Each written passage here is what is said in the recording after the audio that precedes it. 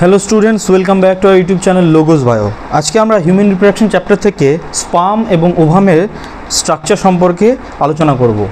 Spermatogenesis এবং oogenesis সম্পর্কে আমরা বিস্তারিতভাবে পড়ে নিয়েছি। Female external genitalia, mail reproductive system এবং ব্রেস্ট স্ট্রাকচার অর্থাৎ স্তনগ্রন্থির গঠন এবং কিভাবে সেখানে দুগ্ধ নিঃসরণ হয়, ল্যাকটেশন, তার হরমোনাল রেগুলেশন, এগুলো আমরা আলোচনা করে নিয়েছি। আজকে আমরা ডিম্বাণু এবং শুক্রাণুর গঠনচিত্র সম্পর্কে বিস্তারিতভাবে আলোচনা করব। তো একটি পেজের মধ্যেই আমরা শুক্রাণু এবং ডিম্বাণুর গঠনচিত্র একেবারে করে নেব। আমরা খুব তাড়াতাড়ি আমাদের ভিডিওটি সম্পন্ন করব আমরা। তো এদিকে আমরা শুক্রাণুর স্ট্রাকচার করি, শুক্রাণুর গঠন, আর রাইট হ্যান্ড সাইডে আমরা ডিম্বাণুর গঠনচিত্র অঙ্কন করব। ডিম্বাণুর গঠনচিত্র, structure of sperm and structure of ovum.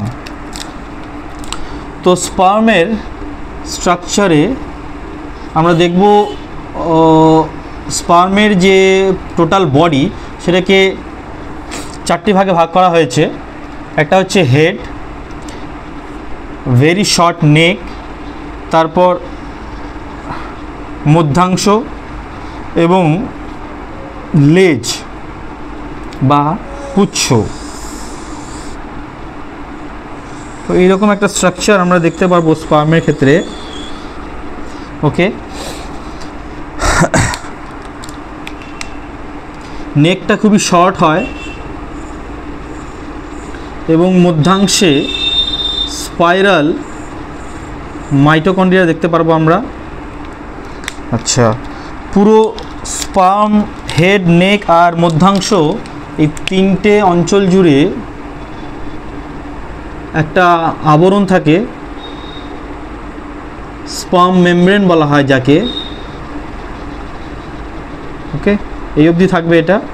আচ্ছা, আর শুক্রাণুর উপর, শুক্রাণুর যে পুচ্ছ বা লেজ অংশ, তার উপর মাইটোকন্ড্রিয়াল শিদের আবরণ থাকবে।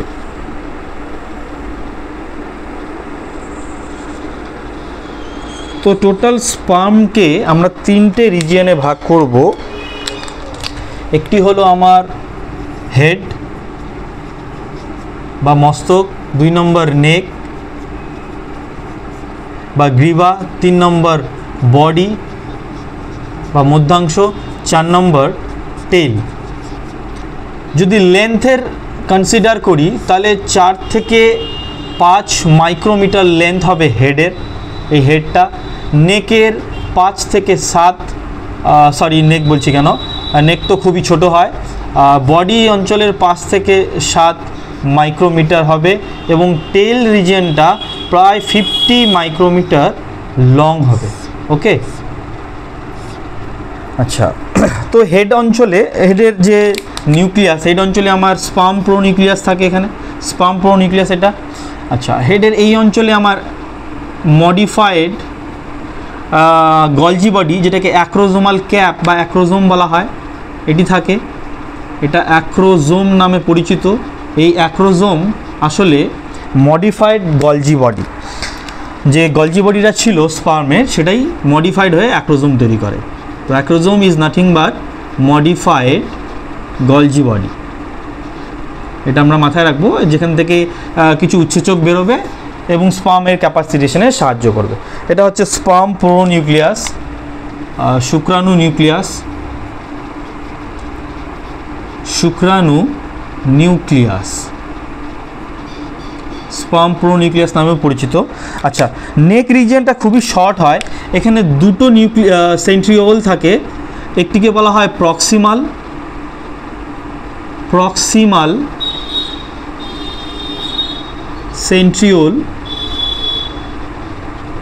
আর নিচেরটি হচ্ছে ডিস্টাল সেন্ট্রিওল। সেন্ট্রিওলের স্ট্রাকচার যদি আমরা দেখি তাহলে 9+0 অ্যারে সেন্ট্রিওলের স্ট্রাকচার আমরা দেখতে পারি।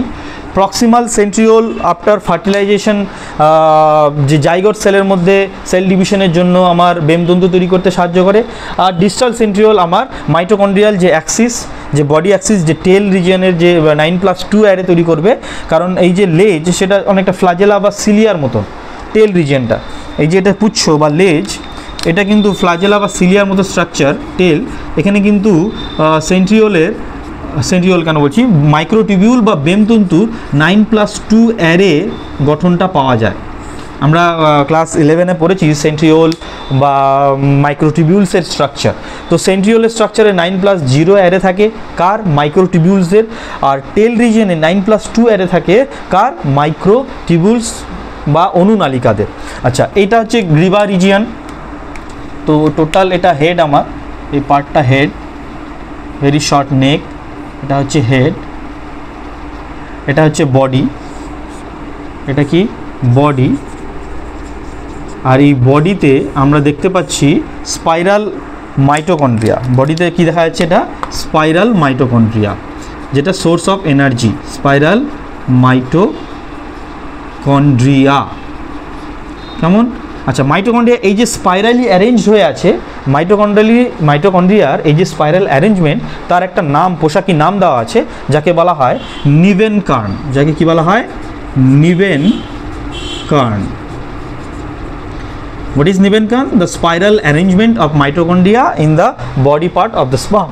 আচ্ছা, পরের তো টেল রিজিয়ন আমরা দেখতে পাচ্ছি 9+2 অ্যারে। ওকে, তো this is all about the structure of sperm. Now let's see the structure of ovum. ওভামের গঠনটা কি হবে? ওভাম বেসিক্যালি রাউন্ড শেপেড হবে। আমরা এখানে সেকেন্ডারি উসাইড এর স্ট্রাকচার নেব না, আমরা এখানে ওভামের ওভারঅল স্ট্রাকচারটা দেখাবো। তো স্পার্মের ধরো এখানে নিউক্লিয়াস আছে, স্পার্ম প্রোনিউক্লিয়াস, ওকে, সরি ওভাম প্রোনিউক্লিয়াস। এটা ডিম্বাণুর গঠন। ডিম্বাণুর যে সাইটোপ্লাজম আছে, এখানে ডিম্বাণুর সাইটোপ্লাজম আছে, যেটাকে বলা হয় উপ্লাজম। এই উপ্লাজমটাকে যে পর্দা ঘিরে রেখেছে তাকে আমরা বলবো ভাইটেলিন পর্দা। আচ্ছা, ভাইটেলিন পর্দার পর সেকেন্ড মিওসিসের সময়ই একটা এক্সট্রা পর্দা তৈরি হয়ে যায়, যেটাকে বলা হয় জোনা পেলুসিডা। যেটাকে কি বলা হয়, জোনা পেলুসিডা। আচ্ছা, এবং জোনা পেলুসিডা আর ভাইটেলিন পর্দার মাঝে একটা স্পেস থাকে, যাকে বলে পেরিভাইটেলিন স্পেস। এবং জোনা পেলুসিডার উপরে আরেকটা লেয়ার আমরা দেখতে পারবো, গ্রানুলোসা সেলের একটা স্পেশাল স্ট্রাকচার বা লেয়ার আমরা দেখতে পারবো, যেটাকে বলা হবে করোনা রেডিয়াটা। এগুলো গ্রানুলোসা সেল দিয়ে তৈরি হবে।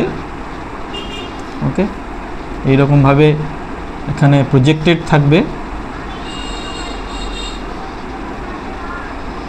স্পার্মকে এই গ্রানুলোসা সেল লেয়ার, জোনা পেলুসিডা, এগ ভাইটেলিন মেমব্রেন, এই সমস্ত কিছু ওভারকাম করে তারপর উপ্লাজমের মধ্যে প্রবেশ করতে হয়।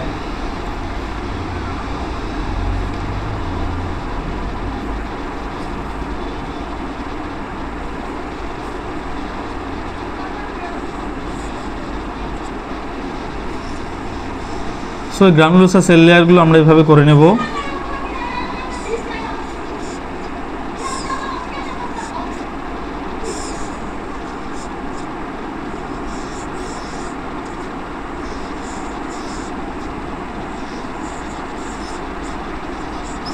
তো এটা আমাদের স্ট্রাকচারটা হয়ে গেল। ডিম্বাণুর গঠনচিত্র আমরা দেখতেই পাচ্ছি।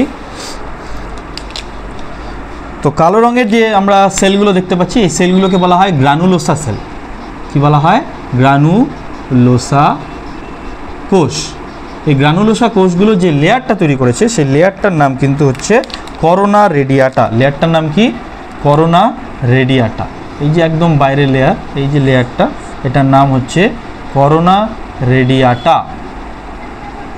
অনেকটা করোনা ভাইরাসের মতন, করোনা রেডিয়াটা। আচ্ছা, করোনা রেডিয়াটার পর ব্লু কালারের যে স্ট্রাকচারটা দিয়েছি আমরা, সেটাকে আমরা বলবো জোনা পেলুসিডা। এটাকে আমরা কি বলবো? জোনা পেলুসিডা। এটা কিন্তু আমরা ডিম্বাণুর স্ট্রাকচার পড়ছি, পেলুসিডা। আচ্ছা, ডিম্বাণুর যে cytoplasm, that is known as ooplasm, এটাকে আমরা কি বলবো? উপ্লাজম। প্লাজম। আচ্ছা, একেবারে ভেতরে যে সেল লেয়ারটা দেখতে পাচ্ছি আমরা, এটাকে আমরা বলবো ভাইটেলিন পর্দা। এটাকে আমরা বলবো ভাইটেলিন পর্দা। ওকে, আচ্ছা, তারপরে ভাইটেলিন পর্দা আর জোনা পেলুসিডার মাঝের যে গ্যাপ, যে স্পেসটা রয়েছে খুবই ইম্পর্টেন্ট ফর পলিস্পার্মি ব্লকেজ, এইটাকে আমরা বলবো পেরিভাইটালিন স্পেস। এই স্পেসটাকে আমরা বলবো পেরিভাইটালিন স্পেস, কারণ এই পেরিভাইটালিন স্পেসে প্রথম শুক্রাণু প্রবেশ করার পর দ্বিতীয় শুক্রাণু যাতে প্রবেশ না করতে পারে, সেই ফার্স্ট ব্লক অফ পলিস্পার্মি কিন্তু এখানে সংগঠিত হয়ে যায়। আর এটা হচ্ছে ওভামের প্রোনিউক্লিয়াস, ঠিক আছে? এটা কি নিউক্লিয়াস, এটা নিউক্লিয়াস, ওকে। তো এই ডিম্বাণুর আবার দুটো দিক থাকে, একটাকে আমরা বলি ভেজিটাল পোল, ভেজিটাল মেরু, আর একটা হচ্ছে অ্যানিমাল পোল বা অ্যানিমাল মেরু। যে দিক দিয়ে আমার পোলার বডি বেরিয়ে যায় সেই দিকটাকে আমরা বলবো অ্যানিমাল পোল, বা আরও ভালোভাবে বলা যায় যে দিকটা দিয়ে পোলার বডি বেরোলো বা যে দিক দিয়ে শুক্রাণু প্রবেশ করলো সেটাকে অ্যানিমাল পোল বলবো, আর যেদিকে কুসুমের পরিমাণ প্রচণ্ড পরিমাণে থাকে সেটাকে আমরা ভেজিটাল পোল বলে থাকবো। তো এই হয়ে গেল আমাদের structure of ovum and sperm. In our next video we will discuss about menstrual cycle বা মাসিক রজচক্র সম্পর্কে আমরা বিস্তারিতভাবে আলোচনা করব। তো ভিডিওটি ভালো লাগলে তোমরা অবশ্যই লাইক করবে, কমেন্ট করবে, আর যারা চ্যানেলটিতে নতুন তোমরা অবশ্যই চ্যানেলটি সাবস্ক্রাইব করে দেবে, আর বাকিরা তোমরা ভিডিওটি ভালো লাগলে অবশ্যই বাকিদের সাথে ভিডিওগুলি শেয়ার করবে। Thank you.